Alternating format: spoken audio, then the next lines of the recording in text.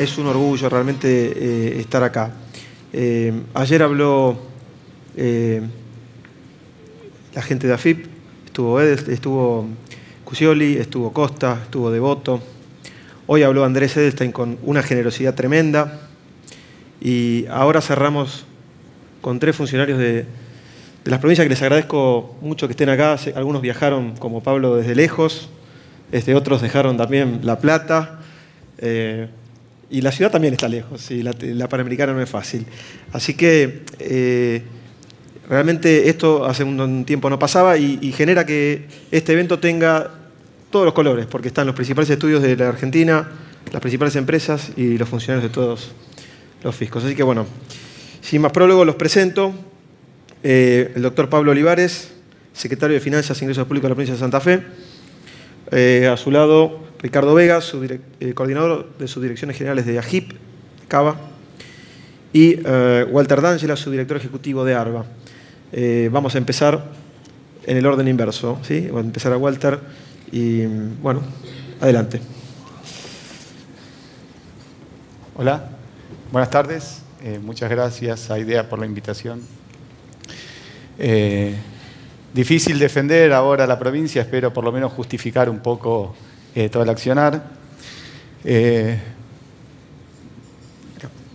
una presentación. Me gustaría empezar con un poquito de historia.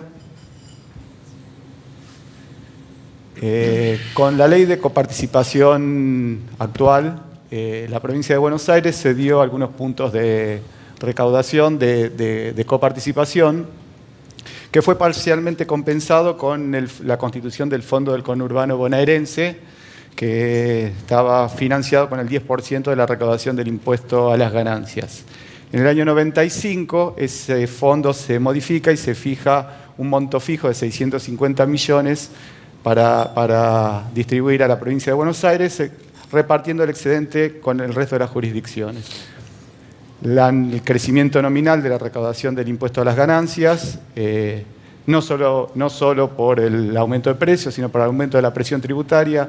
En el 2002, impuesto a las ganancias tenía una presión tributaria del 1,1% y en el 2017 llega a 5,4% del PIB. Hizo que la provincia de Buenos Aires perdiera mucho dinero de coparticipación, básicamente pasando de un 24,8% de distribución secundaria de coparticipación a un 18,2% en el año 2017, preconsenso. Debemos tener en cuenta que la provincia de Buenos Aires tiene unos guarismos de gastos importantes, 39% de la población, tiene 36% de las camas hospitalarias disponibles, tiene 35% de los alumnos, 30 y tantos hogares con necesidades básicas insatisfechas. Provincia de Buenos Aires, entonces, entre las medidas necesarias ante la presión del gasto consistente, decidió aumentar la presión tributaria. Lo hizo de 2 maneras, una aumentando impuestos por política tributaria y otra con un esquema de recaudación diferente. Como se mencionó anteriormente, se eliminaron exenciones, se salió del Pacto Fiscal 2, se aumentaron las alícuotas en forma permanente y por otro lado se creó una manera de recaudar que de alguna manera era necesaria. Hay un dato que a mí me llamó mucho la atención. En 2016 la mitad de los contribuyentes de la provincia de Buenos Aires no presentaban declaración jurada, con lo cual es muy difícil poder recaudar si el contribuyente no tiene un cumplimiento voluntario. En el 95 se crea, un poquito de historia, se crea los regímenes generales de retenciones y percepciones. En el 2002 retenciones bancarias, en el 2004 CIRCREV. En el 2007 empieza el sistema de nominación de los sujetos pasivos de retenciones y percepciones. Se arma una sofisticación del cálculo de alícuotas en 2013 y así llegamos al 2017 con una participación en la recaudación de los regímenes de recaudación en ingresos brutos del 80%. Ese es el camino que se intenta desandar con el consenso fiscal necesario para mejorar la competitividad de las empresas. El consenso fiscal, entonces, determina una serie de compromisos. Para la provincia de Buenos Aires asume compromisos de administración tributaria y de política tributaria. Básicamente, los compromisos ya fueron repasados, pero los compromisos de política tributaria implican reducción de alícuotas y exenciones con un cronograma. Y en lo que se refiere a administración tributaria, adecuación de los regímenes de recaudación y establecer mecanismos automáticos de devolución. Puntualmente, en impuesto para los ingresos brutos, este impuesto participa en Provincia de Buenos Aires en un 70% de su estructura.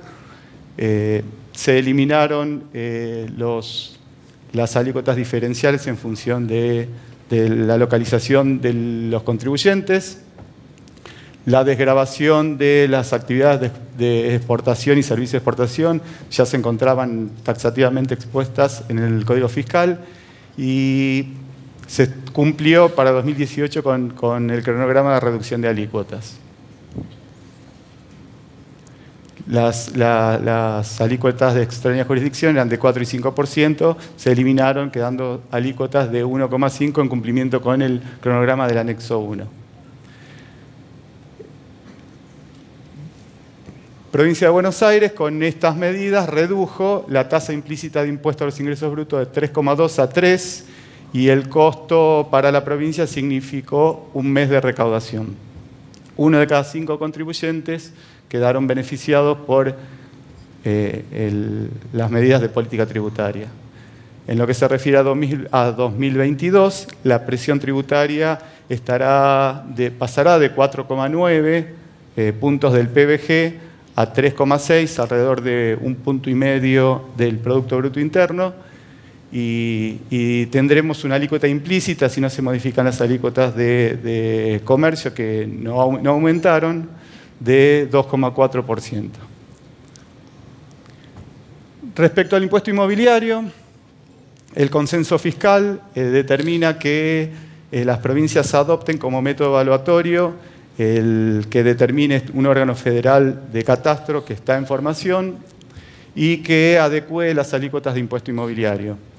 La provincia de Buenos Aires, por manda legal, hizo un revalúo de los inmuebles urbanos en el 2016, que se aplicó a partir de este año, y redujo las alícuotas del impuesto inmobiliario urbano casi a la mitad de lo que indica el consenso. Básicamente resulta inaplicable una alícuota tan alta con un retraso tan importante que tenía la evaluación fiscal en el impuesto inmobiliario en Provincia de Buenos Aires, e inclusive se fijaron topes de aumento, hasta 75% de aumento en urbano edificado, hasta 100% de aumento en baldíos, básicamente porque las evaluaciones en promedio tuvieron que subir 8,5 veces. Respecto del compromiso asumido en sellos, es muy similar al compromiso asumido en ingresos brutos. Se asumió el compromiso de eliminar tratamientos diferenciales, cosa que hizo Provincia de Buenos Aires. Se comprometió a no aumentar las alícuotas de sellos respecto a automotores y transferencia de inmuebles. En Provincia de Buenos Aires produjo una reducción de estas alícuotas para 2018 y se establece un cronograma a partir de 2019 de reducción de impuestos de sellos hasta su eliminación en 2022. La alícuota general que aplica Provincia de Buenos Aires es 1,2, a partir del año que viene será 0,75. En 2022, el impuesto de sellos quedará reducido para la Provincia de Buenos Aires a la mitad. La presión tributaria será de 0,36% del PBG y si se mantienen esas alícuotas en inmuebles y transferencia de automotores. Dos compromisos más, supongo que para ustedes será lo más interesante. Dos compromisos más asume la Provincia de Buenos Aires, que es adecuar el funcionamiento de regímenes de recaudación de tal manera que se respete el límite territorial de la provincia y establecer un mecanismo de devolución automática que no exceda un plazo de 6 meses desde la solicitud por parte del contribuyente. Respecto a la territorialidad, podemos repasar un poquito cómo está la provincia de Buenos Aires en este punto. Los regímenes de retenciones respetan el límite territorial. La retención se aplica exclusivamente cuando la operación, la venta se realiza en provincia de Buenos Aires o la prestación del servicio dentro del territorio. Después, los regímenes de retenciones bancarias y aduaneros son regímenes coordinados. Cada jurisdicción aporta su alícuota. Se determina una alícuota única ponderada en función de la participación en el coeficiente único jurisdiccional y esto respeta el límite territorial, funciona bien. Lo que tenemos que hacer un poco de tareas es respecto de las percepciones. Algo recepta nuestro código fiscal, o nuestra normativa, perdón, la B1. Nosotros provincia de Buenos Aires, no exime de retener a aquellos contribuyentes con una participación menor a 0,10 y exime percepciones a contribuyentes locales de otras jurisdicciones o de convenio que no tengan participación en provincia de Buenos Aires. La verdad es que la idea de la provincia de Buenos Aires, de la administración tributaria, es trabajar en forma coordinada con el resto de las jurisdicciones. Se promovió en el ámbito de la comisión arbitral modificar el sistema de retenciones de tarjetas de crédito o intermediarios de compras, que hoy es muy caótico y se solapa con el de retenciones bancarias, hacer un régimen uniforme que articule con el CIRCREV. Y la idea de Provincia de Buenos Aires básicamente es eliminar los costos indirectos para todas las organizaciones y tratar de trabajar con sistemas unificados con la experiencia exitosa que tiene el CIRCREV. Por último, demandas web. Esto de apretar un botoncito y que nos devuelvan ya existe y existe en Provincia de Buenos Aires. En octubre del año pasado se puso en funcionamiento un sistema de devolución automática que se llama que lo llamamos demandas web, que el contribuyente ingresa con quit y SIT y clave fiscal, solicita la devolución, se hacen controles formales, acepta las condiciones, se hacen controles materiales, se controla que las ventas declaradas coincidan con las ventas de IVA, que las acreditaciones bancarias coincidan con su volumen operado, que las alícuotas sean correctamente aplicadas y si pasa los controles materiales son exactamente iguales que los controles que hace un operador manual en una demanda normal.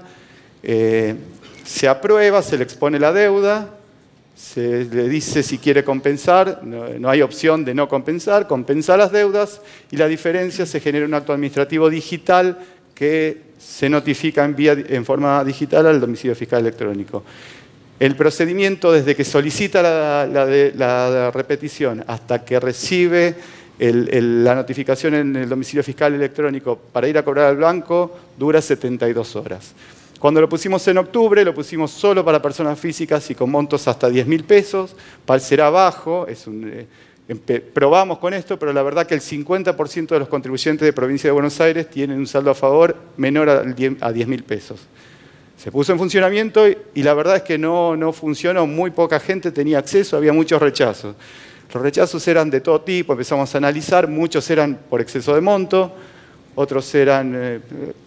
La verdad es que no sabíamos qué estaba pasando. Después empezaron a rectificar, a corregir y demás, y hoy estamos teniendo exactamente la misma cantidad de resoluciones vía web que manual. Pensamos que esto va a escalar.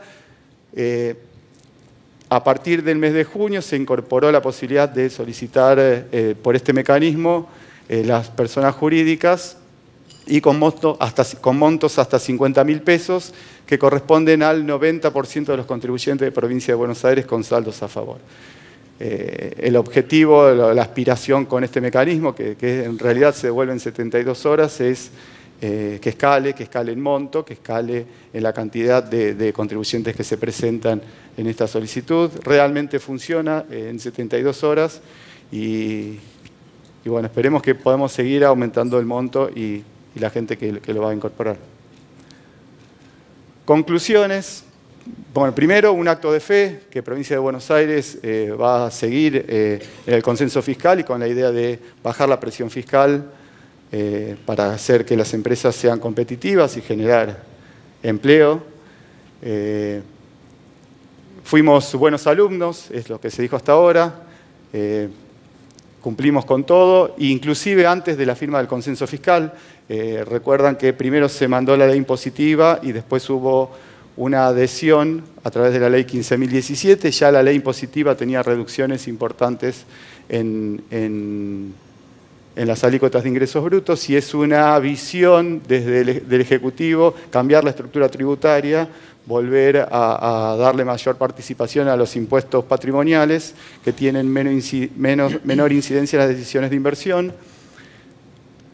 La disminución de la presión tributaria nos va a llevar a niveles de 2008.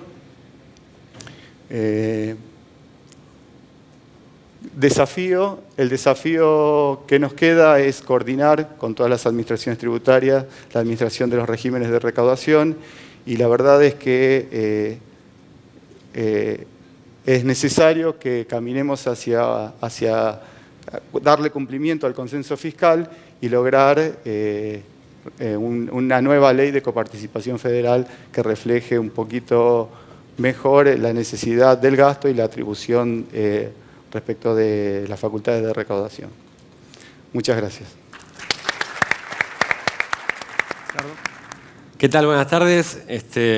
Por supuesto, agradezco a IDEA, a los organizadores, y ya a esta altura, especialmente por no haberme convocado para hablar de la matriz de riesgo, saldos a favor y devoluciones de cava, porque me están haciendo un favor. Pero bueno, hoy me convocan con el consenso y disiento, con todo el respeto, con el profesor Lidvig, que el consenso no está derogando el impuesto a los ingresos brutos. Lo que está derogando es la parte mala, es decir, esto de hacerlo plurifásico, acumulativo, que pegue en todas las etapas. La idea y el espíritu del consenso es llevar un impuesto a los ingresos brutos a las últimas etapas. Pero evidentemente no se ha podido lograr en este primer acuerdo y todavía queda en la etapa intermedia, en la etapa del mayorista, pero la idea final que hay es llevar a un impuesto a las ventas en la última etapa.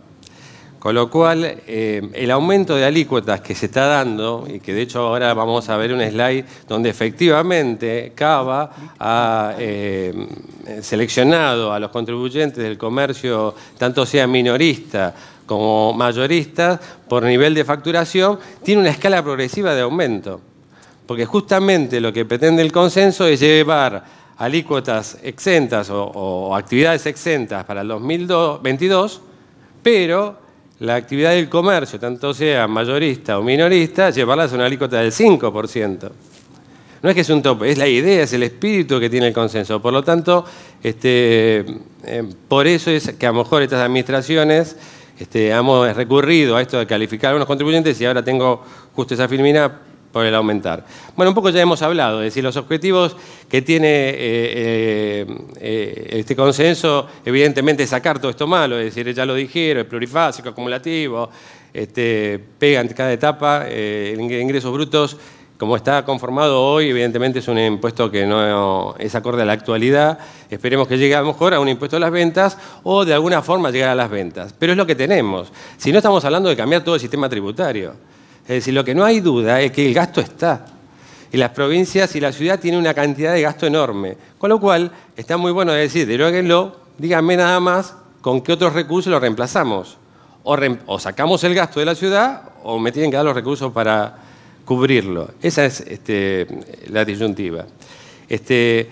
Con respecto a la eliminación del tratamiento de extraña jurisdicción, sí, efectivamente, la ciudad en esto fue pionera. Nosotros cuando elevamos ya el Código Fiscal 2018, lo elevamos por agosto del 2017 a la legislatura, ya habíamos indicado de que no se iba a seguir con ese tratamiento de gravar las industrias en extraña jurisdicción, sino se le va a dar a todas igual tratamiento. También diciendo con el profesor Lidvig que no podemos devolverlo automáticamente porque la norma que teníamos en el 2017 decía que estaban grabados. Si yo lo devolviera, iría preso, porque sería un incumplimiento de funcionario público. Lo que hay que hacer, y lo avalo, es que ir a la legislatura y que saquen una ley diciendo, bueno, todo esto para atrás hay que devolverlo. Pero si no, no tenemos alternativa legal, los funcionarios que estamos hoy en la función, de poder devolver retroactivamente esos pagos por extraña jurisdicción. Lo que hemos dicho es, de ahora en más, todo está bajo el mismo tratamiento.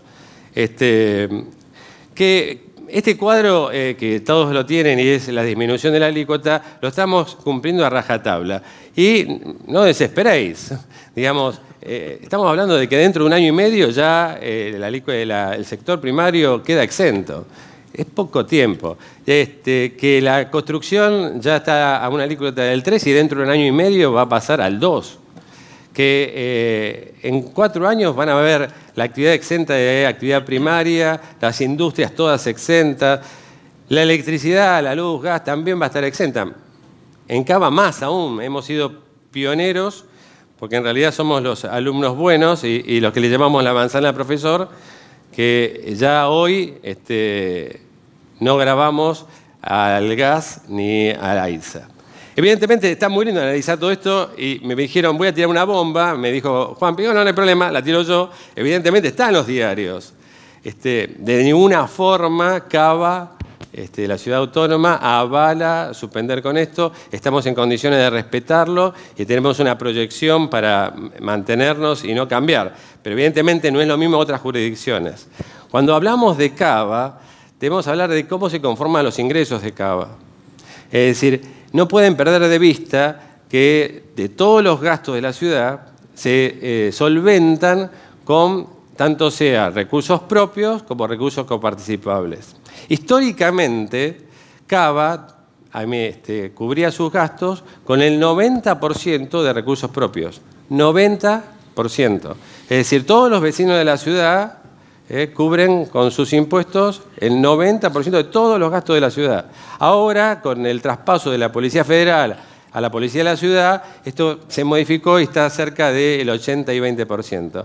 Pero el 80% está soportado por los vecinos de la ciudad. Si entramos a analizar cómo está ese 80%, vamos a tener, y está en la página de la AGIP, mensualmente la recaudación por impuesto, que ingresos brutos es el 71%.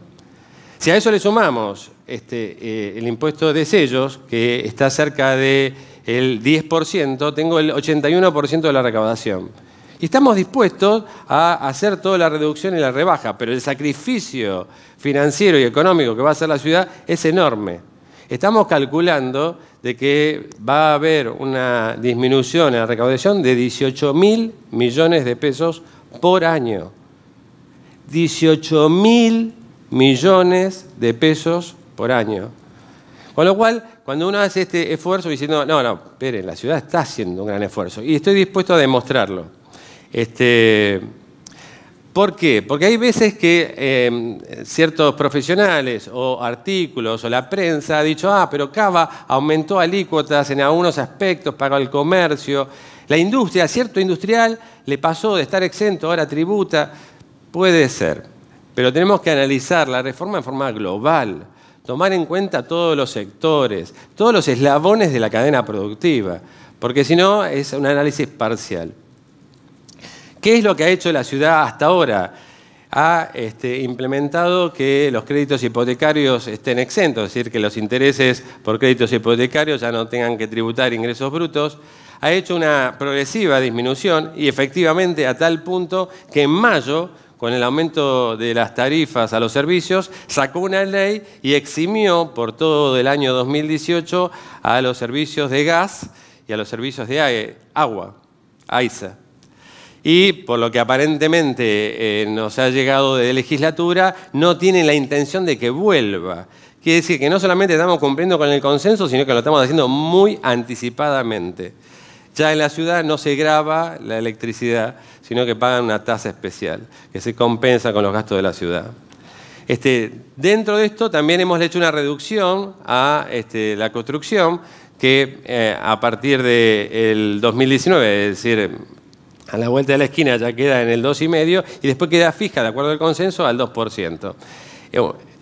La unificación del tratamiento de las industrias con un tope para mantenerlos exentos. Es decir, este tope nadie lo está hablando y estuvo bueno que me inviten para por lo menos traerlo a la mesa. Las industrias que estaban radicadas en la ciudad hasta el 2017 estaban exentas si facturaban hasta 24 millones de pesos. Y lo hemos puesto ahora a 75 millones. Lo hemos triplicado, subimos lo triplicado para todas las industrias del país. Es decir, al considerar que están exentas, estamos alcanzando el 80% de los industriales del país. Solamente van a quedar alcanzados un 20%. ¿Cómo era? Veamos así números reales. Hasta el año 2017, las industrias estaban alcanzados, si estaban dentro de la ciudad, por menos de 24 millones, a exentos. Si superaban estos 24 millones, iba a alícuota del 1%. Si era extraña jurisdicción, era el 3 o el 4, dependiendo si superaban o no los 55 millones. Todo eso, lo que ahora hemos dicho es, si tienen facturación inferior a 75 millones, esté en Cava o esté fuera de jurisdicción, queda exento. Y no hay modificación, no hay vuelta atrás. No pretendemos cambiar esto.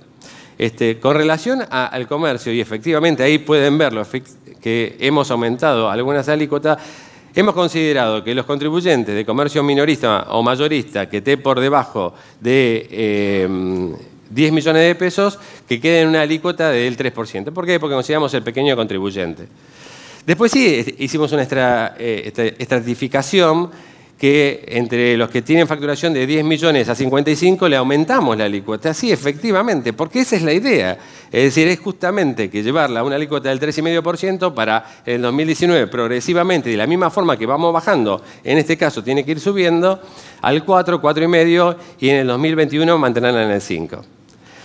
No cambió nada con respecto a aquellos contribuyentes que ya facturaban más de 55 millones, que tenían una alícuota diferencial del 5%, porque justamente esa es la idea, que se mantenga esa alícuota del 5% y es el espíritu del consenso. Sí, también hay que reconocer, y lo traigo y lo decimos, que el comercio de alimentos y bebidas ha tenido un impacto. ¿Por qué? Porque tenía justo en la ciudad una alícuota inferior. Y como la tenemos que llevar a que pague al 5%, bueno, hemos también hecho un incremento progresivo. Pero evidentemente acá está el espíritu. Es decir, va al comercio minorista y el comercio mayorista a una alícuota del 5%. Y acá tenemos un test, una prueba. Hemos tomado información que no es nuestra, es de la COPAL. El Instituto de Análisis Fiscal hizo este análisis y tomó en cuenta, salió publicado en La Nación, lo pueden buscar en la página de COPAL, cuánto es la incidencia de ingresos brutos tomado todas las etapas de la cadena productiva en el precio final del producto. Y están analizando, ahí estaría el 100% del valor del producto, en esa columna donde empieza por el 28, 37, 12, está el 100%, y cuánto es la incidencia de ingresos brutos en el precio. Llega a una conclusión de que el 8,5% del precio está conformado por ingresos brutos. Más aún, nosotros redoblamos la apuesta, decimos, si a eso le sumo el transporte, que tendrá una incidencia del 0,2%, la incidencia del costo fiscal sobre el precio del producto llega a ser el 8,7%. Y efectivamente así era en el 2017. Miren la incidencia que tiene. Industria es la incidencia de 3,1. Si sumo comercio mayorista y minorista, no llego a esa incidencia. Si sumo mayorista y minorista, llego al 3%. Reitero, no lo dice Cava, lo está diciendo la COPAL. A partir de esto, decimos, bueno, ahora juguemos cómo van a venir las reducciones y cómo va a incidir bajo este análisis que hizo el Instituto de Análisis Fiscal que avala COPAL. Entonces decimos, bueno, nosotros vamos a bajar las alícuotas al sector primario en el 2018 al 1%, después al 0,75%, después ya queda exenta. A la industria lo vamos a estabilizar en el 2%, va a bajar al 1% y cada año con el 0,5% menos. El transporte, que también lo vamos a bajar del 3 al 12 al 1 y después ya lo queda exento. Y el comercio que sí, justamente va a ir creciendo, es decir, del 3,5% va a llegar al 5%. Y ahí vamos a descubrir que ya en el año 2018 la incidencia sobre precios se redujo en un 14%. Y si seguimos con este esquema, que la ciudad lo quiere respetar y mantener, y evidentemente somos los alumnos más abocados, al año 2022, la incidencia en precio va a pasar al 3.9, con lo cual la reducción sobre el precio final del producto es de un 55%. Este es el sacrificio que está haciendo la ciudad. Acá es simplemente en otro esquema cómo va a ser el nivel de reducción a través de los años y cómo va a quedar la incidencia en precio del impuesto a los ingresos brutos. No sé si esta filmina la trajo Edelstein, pero bueno, acá es una prueba real. Es decir, acá no podemos discutir que estamos haciendo un sacrificio. Esta es la recaudación nominal de ingresos brutos comparado con IVA. Para que vean, en el último semestre del 2017, los últimos 6 meses, la recaudación, increíblemente, y para nuestra felicidad, fue superior a la recaudación en porcentual, en términos nominales, del IVA. ¿Está bien? En todo el 2017 hemos logrado mayor recaudación que en el IVA. ¿Ven? Hay momentos en que llega al 40 y pico % y el IVA llega al 25%.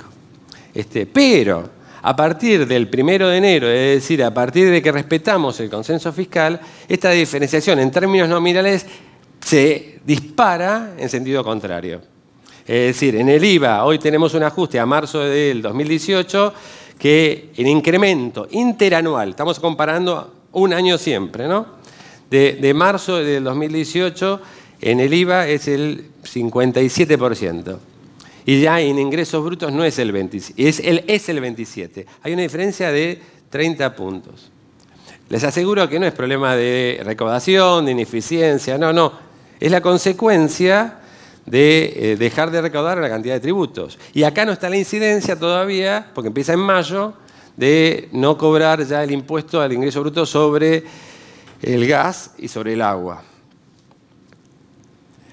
Si tomamos la recaudación a valores reales y cuánto ha sido el incremento interanual, vamos a ver que siempre la curva iba acompañada. Es decir, el IVA e ingresos brutos más o menos siempre íbamos en el mismo sentido. Pero también notablemente en valores reales, homogéneos, el IVA ha aumentado en estos 3 primeros meses, en comparación interanual, en valor homogéneo, el 17%. En ingresos brutos la recaudación quedó casi en 0, no hubo incremento. Es decir, es el 0,5%. ¿Sí? Y esto está demostrando, estamos recaudando menos por todas estas aplicaciones o descuentos o bajas de alícuota que estamos provocando. Acá hay un análisis pormenorizado de cómo incrementa. Yo no me detuve a hablar del impuesto de sellos, le hago un paréntesis. Sí respeto efectivamente el impuesto de sellos, es un impuesto espantoso, está agravando la seguridad jurídica. La ciudad por mucho tiempo se opuso a ello hasta que la necesidad económica del gasto obligó a ponerlo y hoy está colaborando con el 10% de la recaudación. Vamos a respetar el cronograma de disminución, va a quedar evidentemente para la transferencia de inmuebles y para los automotores, pero por lo menos le vamos a sacar una grave incidencia que va a beneficiar las relaciones económicas de los contribuyentes, porque es muy cómico ir a verificar un local que está en la calle Florida y que está pagando $10.000 por mes y me dice, no, es aceptación tácita. Está bien, no lo creo nadie, pero no importa. Uno ya sabe qué son las reglas de juego y es lo que tenemos. Con lo cual, estamos dispuestos, porque ya hemos sacrificado ya con esto de aceptaciones tácitas parte de la recaudación. Acá lo que estamos trayendo es lo que dijo la COPAL. Es decir, hacemos una comparación. Lo que dijo la COPAL era el 8.7% de presión sobre el precio final del producto, comparándolo con lo que nos está pasando. Y hemos hecho un análisis por tipo de contribuyente. Acá sería el contribuyente que va entre 10 y 55 millones, que evidentemente tiene un gran beneficio porque la industria, si tenía industria de extraña jurisdicción, del 3 al 4% bajó al 2%. ¿Está bien? Y todos aquellos me dicen, no, pero en la ciudad lo subiste al 2%, tomen en cuenta que estamos hablando solamente del 20% de todos los industriales, ¿no? Con respecto al transporte también, antes lo estábamos en una alícuota del 5% y lo bajamos al 3%, con lo cual esos dos rubros la disminución fue entre el 50 y el 40%. En el rubro mayorista, ahí lo expreso, está aumentada, incrementó la alícuota, con lo cual es un incremento de un 17%, igual que en el rubro minorista. Así todo, la conformación que hizo la COPAL, y tomando esos valores, nos lleva a que para el 2018 ya tenemos una disminución del 8.7 al 7.6. Ricardo, estamos con el tiempo cerquita. Ya les cierro. Lo mismo hicimos para los grandes contribuyentes. Acá es mucho más notable porque no ha cambiado la alícuota mayorista y minorista ya estaba en el 5%. Estamos hablando de contribuyentes que facturaban más de 55 millones. Con lo cual, tomando esto de alimentos y bebidas, que acá notablemente, y reconocemos que el incremento ha sido muy fuerte, y es donde menos se ve la disminución. Del 8.7 nada más llegamos al 8.6 de mejora. Con lo cual, el número final que nosotros estamos determinando y tomando un promedio, ven que ahí tengo la proporción de la base imponible de todos los contribuyentes de la ciudad y con eso conformo el 100%. Tomando ese promedio ponderado, me está dando que la presión fiscal para el 2018 sobre el valor final de producto es de 7.2. Con lo cual, a esta altura, tenemos demostrado de que hemos bajado la presión fiscal, aunque no lo sientan y no se vean precios, porque evidentemente se lo queda el comerciante o el industrial, y eso lo aceptamos como tal porque mejora la productividad, hemos logrado bajar la presión fiscal sobre el valor de producto. Nada más, muchas gracias. Buenas tardes. Como siempre, hablar al final tiene sus cosas positivas, pero también sus cuestiones negativas, sobre todo cuando la vara queda alta. En primer término, el agradecimiento a la gente de IDEA, a estas iniciativas que siempre se sostienen en el tiempo y la verdad, para tener un país con alto nivel de institucionalidad, no solamente está el compromiso le corresponde al Estado, sino también todas estas instancias de construir masa crítica, de reunirnos, de citarnos, de invitarnos a quienes de alguna manera tenemos que venir a dar respuesta, a rendir cuentas en nombre del Estado y también poder nutrirnos con pareceres que desde otro lugar se vive, en este caso, la relación tributaria, para que todos quienes venimos salgamos de otra manera, seamos otros cuando salgamos de estos eventos. Es una manera muy buena de construir ciudadanía, de construir institucionalidad, porque bueno, en el mundo que hoy se precia de tener calidad institucional, se basa mucho en estas prácticas.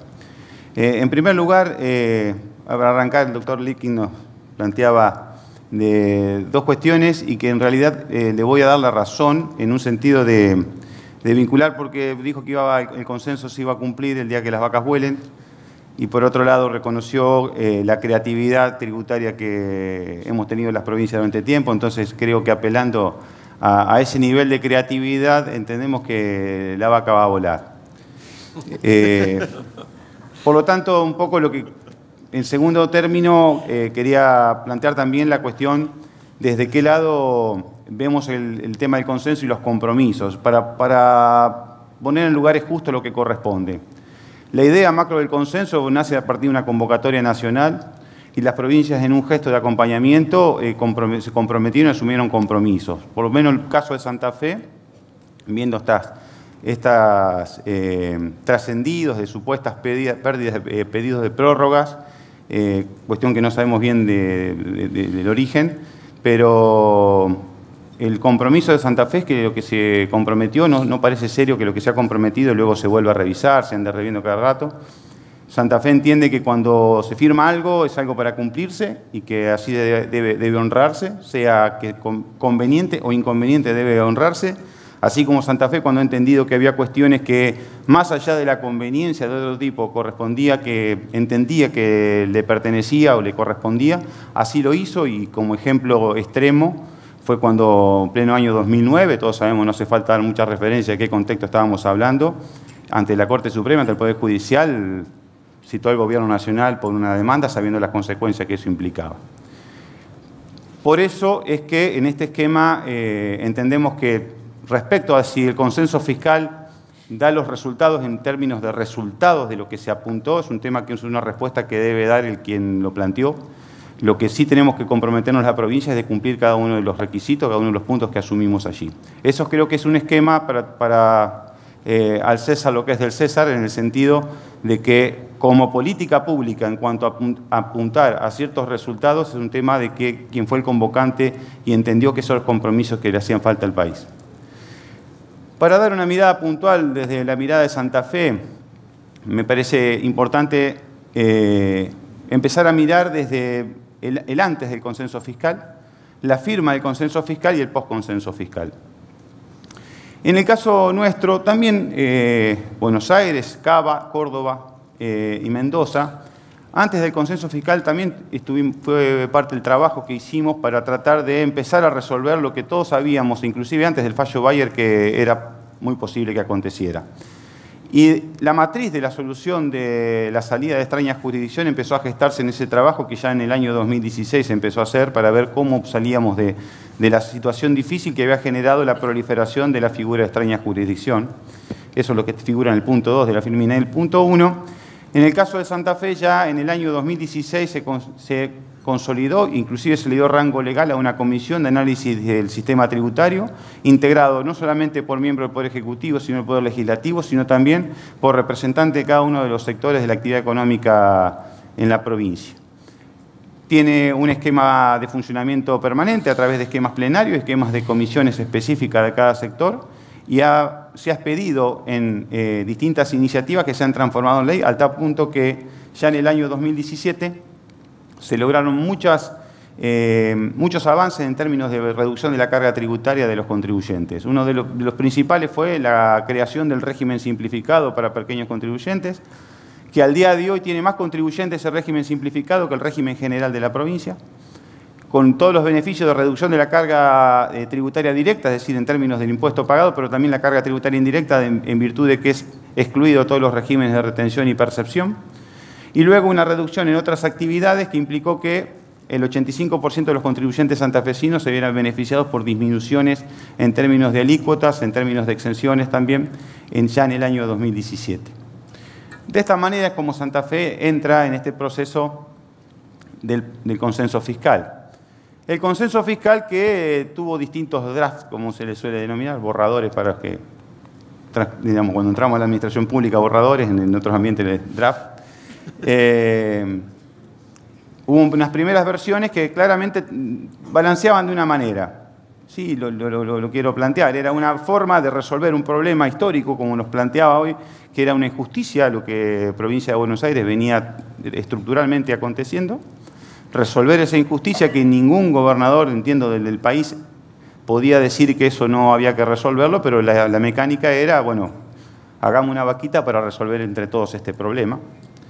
Y en el marco de las negociaciones, el resultado final de ese consenso fiscal fue una cuestión de que todos los gobernadores trataron de preservar cuestiones elementales como la autonomía fiscal y al mismo tiempo que el esfuerzo que hacía falta para resolver esa problemática estructural que arrastraba nuestra hermana provincia de Buenos Aires se pudiese resolver, fuera de alguna manera hecho con cierta gradualidad, donde el esfuerzo no saliera sobre todo principalmente de las provincias.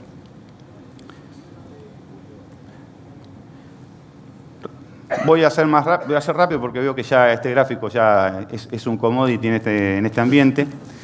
Como resultado inmediato de la aplicación del consenso fiscal, podemos ver cuáles han sido la respuesta que ha significado en términos de aporte, de sacrificio por parte de las provincias en reducción de la carga tributaria. Ya sea que lo miremos en total de los recursos a nivel nación y el consolidado de provincias, claramente se da la tijera a partir del consenso, la disminución de la tasa de crecimiento interanual de los recursos provinciales y de los recursos nacionales, como si lo vemos entre los dos impuestos comparables de IVA e ingresos brutos. Creo que esto, y lo quiero poner en valor porque a veces cuando se mira así, la tendencia natural es decir, ¿qué están haciendo estos muchachos?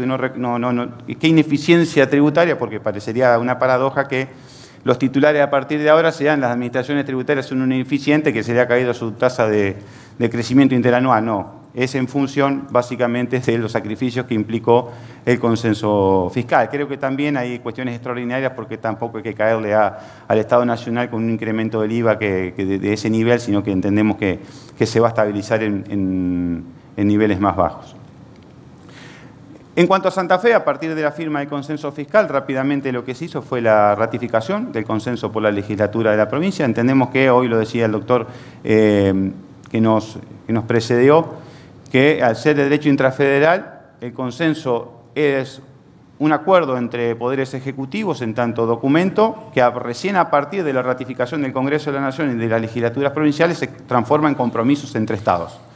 A partir de allí, de la ley 13748 por parte de la provincia, se transformó en un compromiso entre Santa Fe y el Estado Nacional y las demás provincias.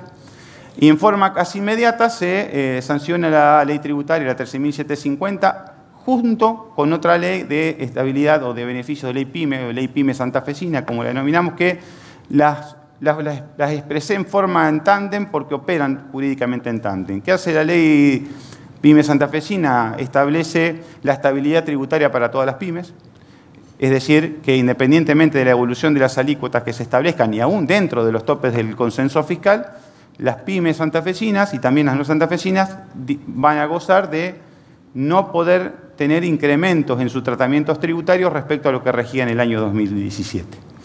Por 2 años e inclusive vinculada con la estabilidad tributaria nacional. Es decir, si la ley tributaria de estabilidad tributaria nacional se prorroga, también la estabilidad tributaria provincial se prorroga.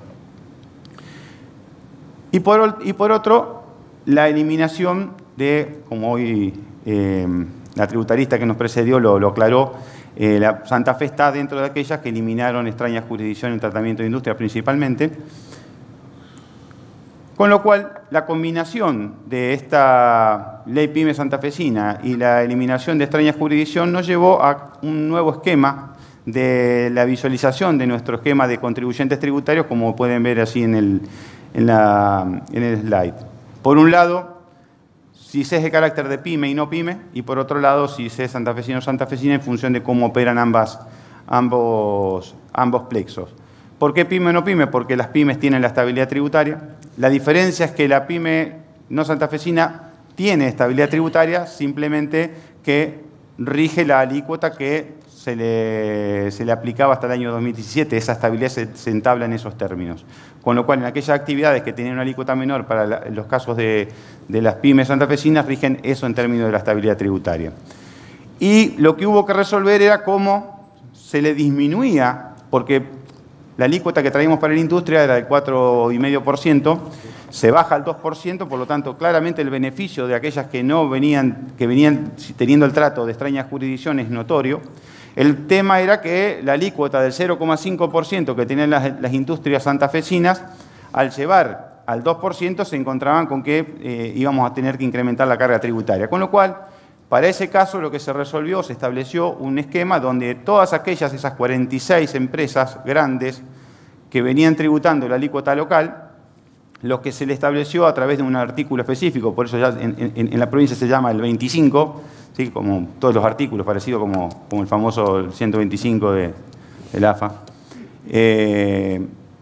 Lo que se estableció es que determinen de modo tal que la carga tributaria a nivel total país no pueda crecer. Y en el caso que demuestren que con las nuevas alícuotas vigentes en el año 2018 la carga tributaria se incrementara, se reduce la alícuota en la forma necesaria, en la cuantía necesaria para que esa carga tributaria se mantenga igual para el año 2017. Es decir, la carga tributaria de estas empresas o disminuye o se mantiene en el mismo. Y la aplicación de este artículo 25 se reglamentó y ha tenido una rápida aplicación bastante express. Y en el control, en los procedimientos administrativos, hay una clara conciliación entre el cálculo que hizo el contribuyente y que hacía la administración. Con una particularidad, la propia ley lo que estableció es invertir la relación contribuyente y fisco. ¿Qué es lo que estableció? Que el contribuyente tenía que presentar sus cálculos, establecer cuál era la alícuota que debía reducirse para que se cumpla esa estabilidad tributaria a nivel total país, y la administración tenía que dar una respuesta en 30 días y en el caso que no haya respuesta se entendía como firme esa alícuota que establecía la empresa. De manera tal que fue la propia administración tributaria la que tuvo que trabajar rápidamente para verificar si el cálculo era correcto. Por otro lado, ¿qué es lo que nos está quedando? Algunas otras correcciones de cuestiones menores, como por ejemplo en algunas actividades de sello, actividades puntuales, como el caso de faena o el caso de comercio mayorista o el caso de distribución eléctrica que tenía una alícuota específica y tiene que disminuirse.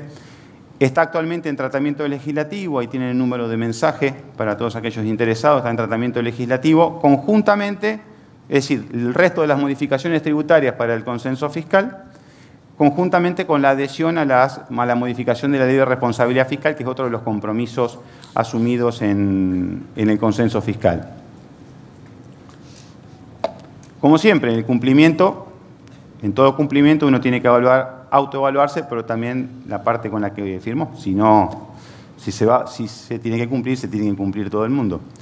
En cuanto a la mirada de Santa Fe, el Gobierno Nacional dio cumplimiento con el reinicio de transferencia del Fondo Federal Solidario.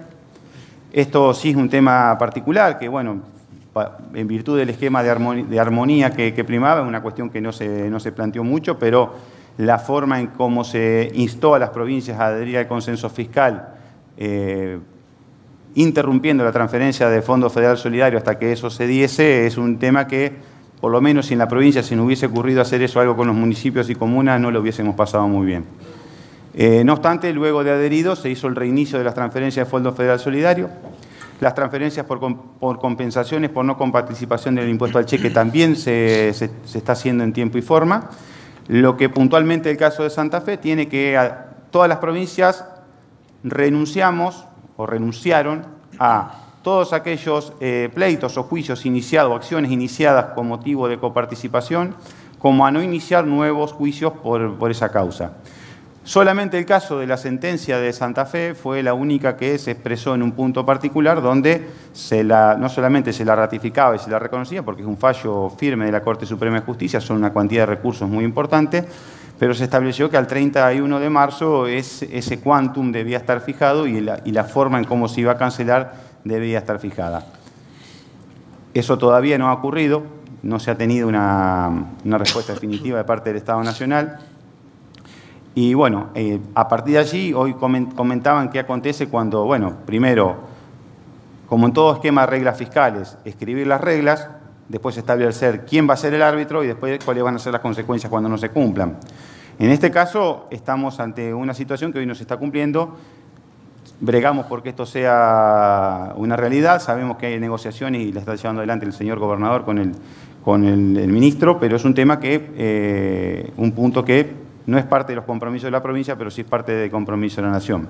Hoy comentaba quienes me precedían, no en el panel, sino en el anterior, respecto del incumplimiento posible del consenso fiscal, y no es solamente una cuestión de cumplimiento, de vigilar que se cumpla, que de hecho desde Santa Fe hay un compromiso completo en este sentido, sino también la forma en cómo esto está articulado desde el punto de vista jurídico. El consenso fiscal, digamos, no quiero ir al derecho de familia para hacer comparaciones, porque soy contador y me voy a meter en problemas. Pero el consenso fiscal se basa en un acuerdo de todos, a través de un acuerdo que es ratificado por el Congreso de la Nación y por cada una de las provincias. Ahora, si eso fue un acuerdo, una situación común en ese momento, pero lo que tenemos que cuidar todos es que todos y cada uno sigamos con la misma voluntad de seguir adheridos, porque el tema es si el día de mañana, como acontecieron con los pactos fiscales anteriores, empiezan a aparecer las salidas intempestivas de cada uno de a uno, con lo cual sabemos cuáles son las consecuencias que eso puede generar. Respecto de lo que hoy comentaba, quería comentar sobre el final, ya quedándome por pocos segundos, respecto de los trascendidos de los pedidos de prórroga para nuevas alícuotas, para la implementación de los techos de las alícuotas para el 2019. No sabemos cuáles son las versiones porque ninguna de las provincias se han manifestado públicamente respecto de esa necesidad o respecto de ese deseo. Por lo tanto, entendemos que es un deseo que por lo pronto no tiene padre en este momento. Y si eso lo ha trascendido el gobierno nacional, no queremos que sea lo más correcto ni lo más conducente, porque si eso se ha tenido que hablar en algún momento, no nos parece que sean cuestiones que en la situación que estamos sean buenos que se estén jugando con estas cosas. No ha habido pedidos concretos de prórroga, por lo menos públicamente, por lo tanto entendemos que estas cuestiones no hay que darle un sentido y una entidad más allá de lo que son simplemente especulaciones, pero aún así tampoco creemos conveniente que desde ningún nivel se utilicen estas especulaciones. Desde ya, muchísimas gracias. Ayer presentamos una encuesta de IDEA donde se preguntaban varias cuestiones de la reforma, y hablando del consenso, decía que el 60% de las empresas no siente o no ve reflejado la reducción en el impuesto sobre los ingresos brutos. ¿A qué atribuyen esto? Y algo les comentaba en el pasillo a los tres. ¿Está en los regímenes de retención y percepción la respuesta? Me consta que en las 3 jurisdicciones, porque me ha tocado trabajar con ustedes, las normas no han sido modificadas, aún así los funcionarios demuestran mucho sentido común hoy en lo que es el manejo de los saldos a favor y demás. Pero, ¿está ahí la respuesta de por qué no lo ven reflejado en sus declaraciones juradas? A ver, hola.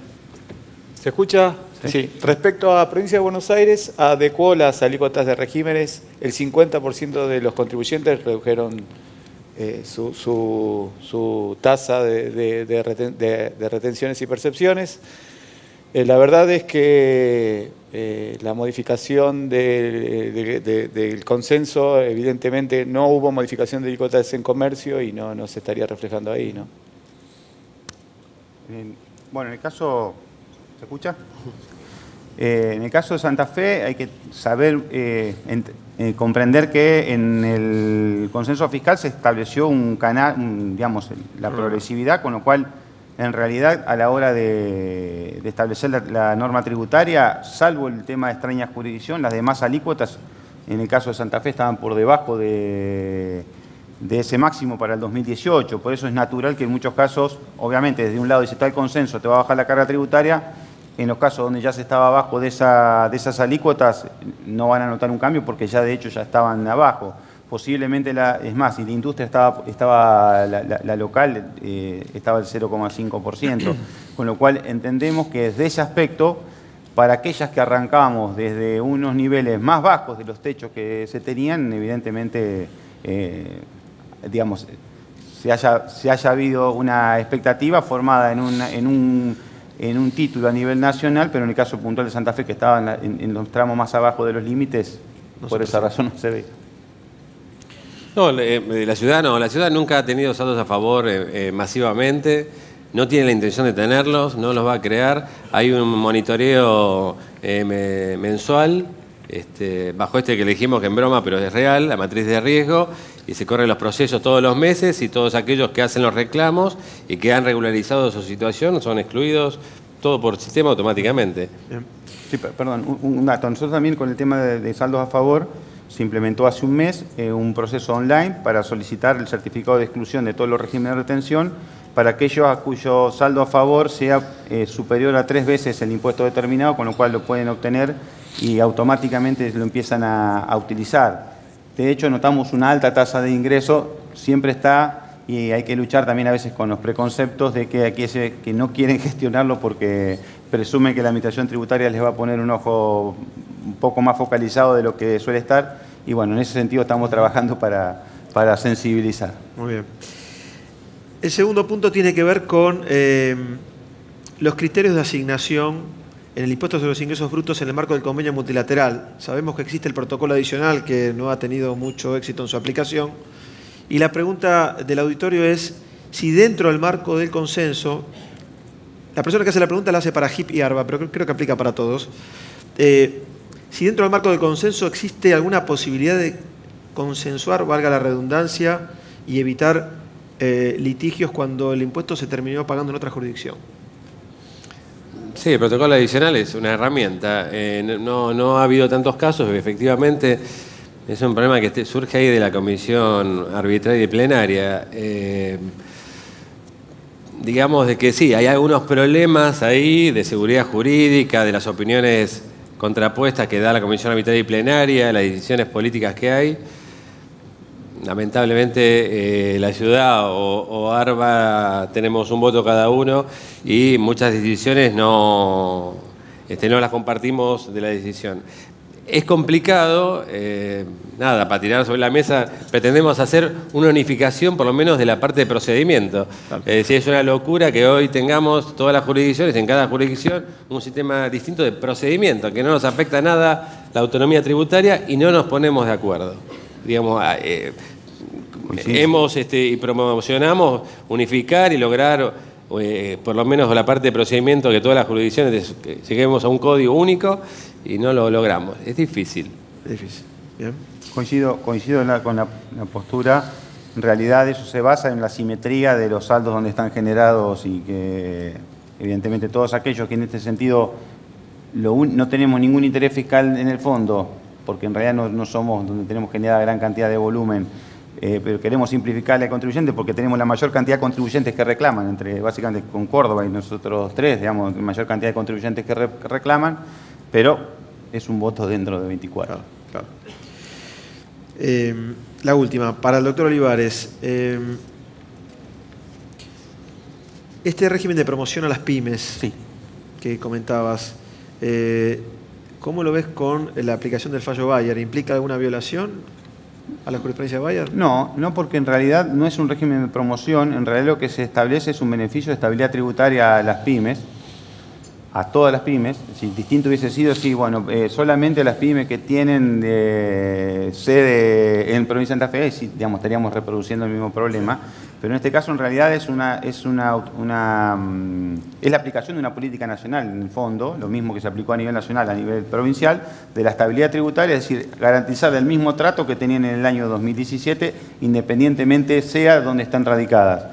Y entendemos que es la priorización de la pyme como tal, por su figura, y entendemos que si hay un planteo de discriminación en favor de la pyme y la grande, bueno, ya es una discusión mucho más amplia. Bueno, nuevamente muchas gracias.